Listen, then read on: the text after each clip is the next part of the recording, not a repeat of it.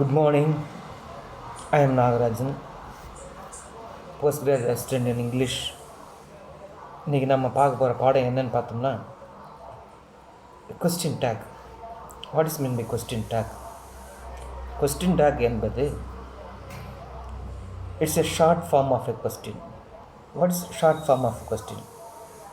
நம்ம சில நேரத்தில் நம்ம சொல்கிற கருத்துக்களை, ஸ்டேட்மெண்ட்டை நாம் கன்ஃபார்ம் பண்ண நினைப்போம். அதாவது நாம் சொல்வது கரெக்டாக, சரியாக, தவறா என்பதை கன்ஃபார்ம் பண்ணிக்குவோம். அப்படி கன்ஃபார்ம் பண்ண நினைக்கும்போது தான் நம்ம அந்த கொஸ்டின் டேக்கை பயன்படுத்துவோம். உதாரணத்துக்கு சொல்லணும்னா, இன்றைக்கு மழை வர மாதிரி இருக்குது இல்லையா? அவன் ரொம்ப நல்லவன்பா, சரிதானே? சரியா? ஆமாம் தானே? இல்லையா? இப்படிலாம் சொல்லுவோம். ஏன் சொல்லுவோம் அப்படின்னா, is to confirm our statement. நாம் சொல்கின்ற ஸ்டேட்மெண்ட், நாம் சொல்கின்ற அந்த ஸ்டேட்மெண்ட்டை கன்ஃபார்ம் பண்ணிக்கிறது, whether it is correct or wrong. அதனால தான் நம்ம இந்த கொஸ்டின் டேக்கை நம்ம பயன்படுத்துவோம். That is the short form of a question. நமக்கு 11க்கும் சரி 12க்கும் சரி இந்த கொஸ்டின் டேக்கு கண்டிப்பாக வரும். அது எப்படி வருது, அது நம்ம எப்படி எழுதுறது அப்படின்றத நம்ம இந்த செக்மெண்ட்டில் பார்ப்போம். கொஸ்டின் டேக் இப்படின்னா என்ன? இந்த கொஸ்டின் டேக் நம்ம ஸ்டேட்மெண்ட்டை 2 வகையாக பிரிக்கலாம். ஒன்று அஃபர்மேட்டிவ் ஸ்டேட்மெண்ட்டு, இன்னொன்று நெகட்டிவ் ஸ்டேட்மெண்ட். நாட் ஷார்ட்டாக சொல்லணும்னா, நாட் வந்தால் அது நெகட்டிவ் ஸ்டேட்மெண்ட்டு, இல்லைன்னா அது அஃபர்மேட்டிவ் ஸ்டேட்மெண்ட் அப்படி சொல்லலாம். அஃபர்மேட்டிவ் சென்டென்ஸ் ஸ்டேட்மெண்ட்டாக இருக்கும்போது நம்ம tag will be in the form of negative. அதாவது ஸ்டேட்மெண்ட் அஃபர்மேட்டிவாக இருந்தால், அஃபர்மேட்டிவ்னா நேரடி வாக்கியமாக இருந்தால், நேர்மறை வாக்கியமாக இருந்தால் அது நெகட்டிவில் நம்ம டேக் சொல்லுவோம். சப்போஸ் அந்த ஸ்டேட்மெண்ட் நெகட்டிவாக இருந்தால் நம்ம டேக் எதில் எழுதுவோம் அப்படின்னா அஃபர்மேட்டிவில் எழுதுவோம். இது ஃபஸ்ட்டு ரூல்னு வச்சிங்களேன். இப்போ முதல்ல நம்ம என்ன செய்யணும் அப்படின்னு சொல்லி பார்க்கும்போது, ஒரு சென்டென்ஸில் அதில் ஆக்சிலரி வெர்ப் இருக்குதான்னு பார்க்கணும். First I can Singh well, for example I can Singh well, இதில் என்ன ஆக்சிலரி அப்படின்னா கேன். அப்போ அந்த கேன் முதல்ல நம்ம எடுத்துக்குவோம். அதுக்கப்புறம் நாட், அதுக்கப்புறம் சப்ஜெக்ட் யாருன்னு பார்ப்போம். அங்கே ஐ அப்படின்போது காண்ட் ஐ அப்படின்னு சொல்லலாம். அதுக்கப்புறம் அடுத்தது this is hard to understand என்ற சென்டென்ஸ் வச்சுங்க. இது முதல்ல நம்ம என்ன பார்க்கணும், இந்த ஸ்டேட்மெண்ட் அஃபர்மேட்டிவாக நெகட்டிவான்னு பார்க்கணும். அப்போ இந்த this is hard to understand அப்படின்போது என்னன்னா, இது அஃபர்மேட்டிவ் சென்டென்ஸ் தான். அந்த நம்ம டேக் எப்படி எழுத போகிறோம்னா நெகட்டிவில் எழுத போகிறோம். அடுத்தது இதில் இருக்கிற ஆக்சிலரி வெர்ப் என்ன அப்படின்னு சொல்லி பார்க்கணும். இதில் என்னென்னா this is hard is auxiliary verb. அப்போ நம்ம என்ன செய்யணும், is plus not plus it or this, isn't this or isn't it அப்படி எழுதலாம். அடுத்ததாக பார்த்தோம்னா தே ஆர் பிரில்லியன்ட்.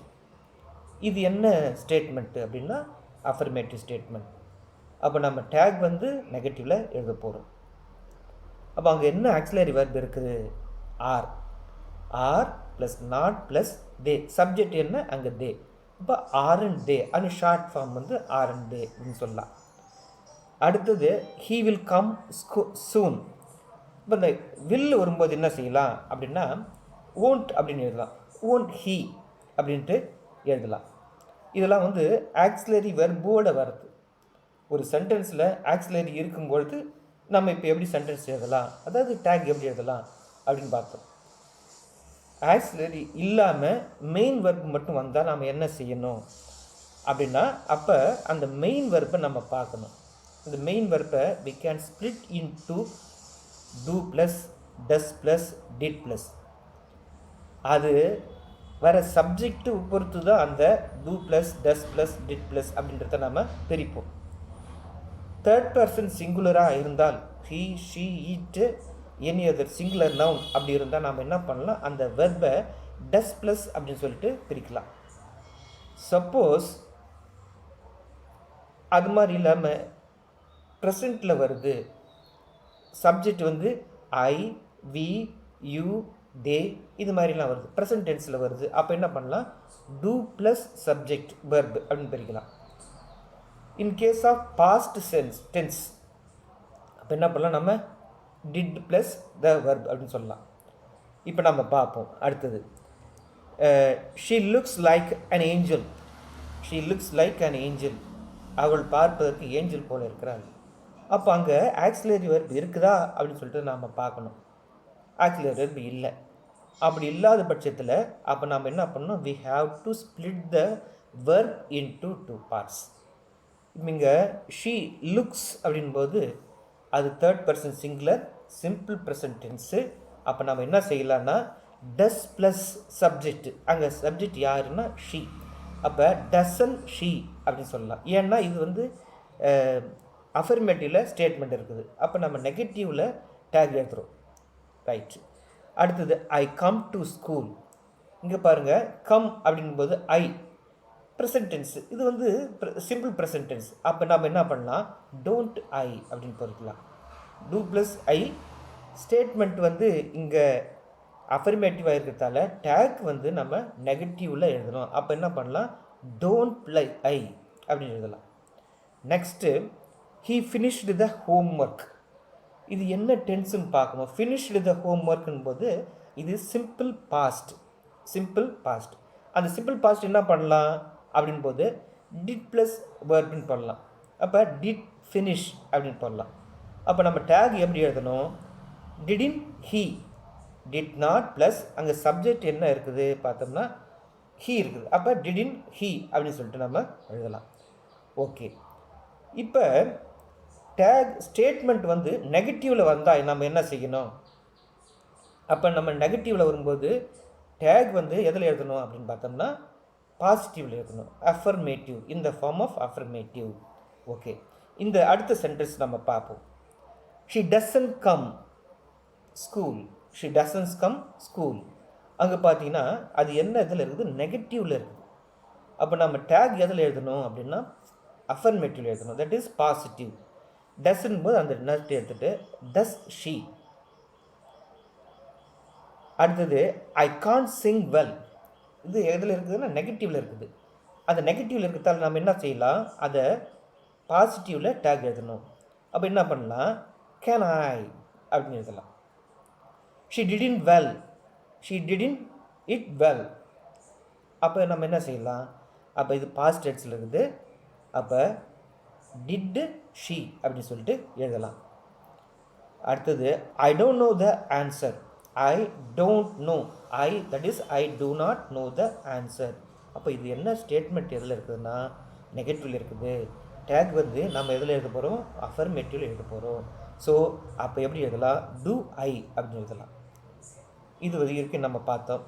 அடுத்தது செமி நெகட்டிவ் வேர்ட்ஸ் அப்படின்னு சொல்லுவோம். செமி நெகட்டிவ்லாம் என்னென்ன செமி நெகட்டிவ் வேர்ட்ஸ் சொல்லலான்னு பார்த்தோம்னா rarely, occasionally, seldom, hardly, barely, never, scarcely, இந்த மாதிரியான வார்த்தைகள்லாம் வந்து செமி நெகட்டிவ் வேர்ட்ஸ் அப்படின்னு சொல்லுவோம். செமி நெகட்டிவ் வேர்ட்ஸ் வந்தால் நம்ம அதை என்னவா எடுத்துக்கணும்னா நெகட்டிவ் சென்டென்ஸாக தான் நம்ம அதை எடுத்துக்கணும். நெகட்டிவ் சென்டென்ஸாக இருந்தால் நம்ம டேக் வந்து அஃபர்மேட்டிவ் எழுதணும்.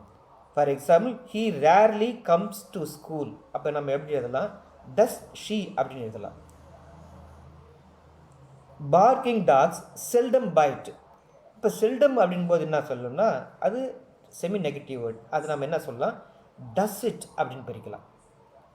She hardly ever cries. இது வந்து ஹார்ட்லின்றது செமி நெகட்டிவ் வேர்டு. அப்போ நம்ம டேக் வந்து எப்படி எழுதணும்னா அஃபர்மேட்டிவ் எழுதணும். அப்போ டஸ் ஷீ அப்படின்னு சொல்லலாம். அப்போ நம்ம என்ன பார்த்துருக்குறோம் இன்றைக்கி, கொஸ்டின் டேக் பார்த்துருக்குறோம். கொஸ்டின் டேக்கில் பார்க்கும்போது it's a short form of a question. It is used to confirm the statement. அதுக்கப்புறம் இந்த ஸ்டேட்மெண்ட் வந்து அஃபர்மேட்டிவாக இருந்தால் டேக் வந்து நெகட்டிவில் எழுதுவோம். ஸ்டேட்மெண்ட் வந்து நெகட்டிவில் இருந்தால் டேக் வந்து அஃபர்மேட்டிவில் எழுதுவோம். நெக்ஸ்ட்டு என்னென்ன நம்ம ஃபாலோ பண்ணுவோம் அப்படின்னு பார்த்தோம்னா முதல்ல அந்த ஆக்சிலரி வெர்பு பார்ப்போம். நாட்டு plus subject. Suppose auxiliary verb இல்லை அப்படின்னு சொன்னால் நம்ம என்ன செய்வோம், அதை ஸ்ப்ளிட் பண்ணுவோம். எதை ஸ்ப்ளிட் பண்ணுவோம்னா இந்த வேர்பை ஸ்ப்ளிட் பண்ணுவோம். Do plus does plus did plus அப்படி சொல்லிட்டு பிரிப்போம். பிரிச்சுட்டு அதுக்கப்புறம் எழுதுவோம். அடுத்தது நெகட்டிவ் வேர்டு. ஸ்டேட்மெண்ட் நெகட்டிவில் வந்துன்னா நம்ம அஃபர்மேட்டிவில் கொஸ்டின் டேக்கை எழுதுவோம். அதுக்கப்புறம் செமி நெகட்டிவ் வேர்ட்ஸ் வந்தால் நம்ம என்ன பயன்படுத்துவோம், அதை நம்ம என்னவா கன்சிடர் பண்ணணும் அப்படின்னா அதை நெகட்டிவ் ஸ்டேட்மெண்ட்டாக தான் கன்சிடர் பண்ணணும். So the tag will be return in the affirmative form. இன்றைக்கி அந்த கொஸ்டின் டேக்கை பார்த்துருக்குறோம். அடுத்த வகுப்பில் வந்து நம்ம கண்டிஷன் கிளாஸை பார்ப்போம். மாணவர்களே, இந்த வீடியோ உங்களுக்கு உபயோகமாக இருக்குன்னு நினைக்கிறேன். பிடிச்சிருந்தால் இந்த என்னுடைய யூடியூப் சேனலை சப்ஸ்கிரைப் பண்ணுங்கள். மறக்காமல் சப்ஸ்கிரைப் பண்ணுங்கள். சைடில் இருக்கிற பெல் பட்டனை ப்ரெஸ் பண்ணுங்கள். Thank you very much.